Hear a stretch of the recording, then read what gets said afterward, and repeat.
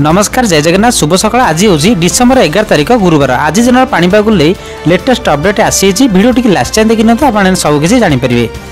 हाड़भंगा शीतर थरुची सारा ओडिशा। सकाळ 5:30 झारसुगुड़ा तापमात्रा 9 डिग्री। बुधवार ठूँ राज्य में आहरी बढ़ थंडा। किसी स्थान में राति तापमात्रा कमिया सह अधिक थंडा घनीभूत हो। 10 रु अधिक सहर में पारद 10 डिग्री तले रही।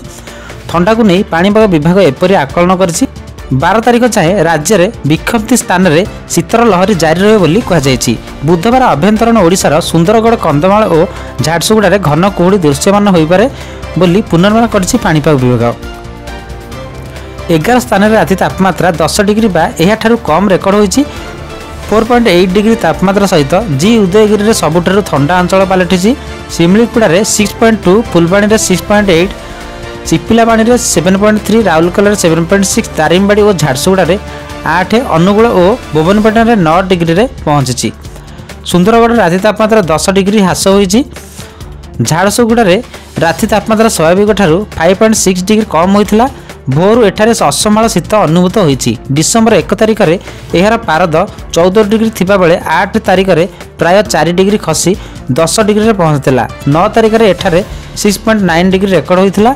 भुवनपटना 3, कोरापुट 7.2, हीराकुद स्वाभाविक ठारू 2.5 डिग्री, फुलबाणी 2.4, कटक 2 और सुंदरगढ़ स्वाभाविक ठारू 1.2 डिग्री कम रेकर्ड होईछि। सेपटे झारसुगुड़ा हाड़भंगा जाड़, ठंडा पवन एवं प्रबल शीतर किछि दिन हेलानी लोकं को कलबल करुछि। प्रबल जाड़ थरुछि सिमिलीपाल। सिमिलीपाल 4 डिग्री को खसिला पारद। जनजीवन अस्तव्यस्त। हाड़भंगा शीत सांगू घन कुहुड़ी धला चादर तले घोड़े पड़ी सिमिलीपाल।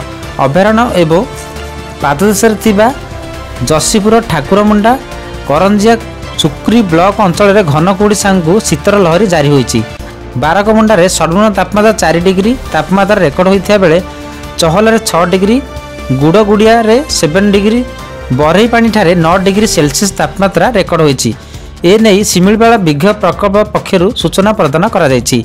यह था आज पाणीपाग लेटेस्ट अपडेट। यह अपडेट आगू पाइबा आम चैनल सह जोड़ी रुहतु। वीडियो को लाइक कर चैनल को सब्सक्राइब करने।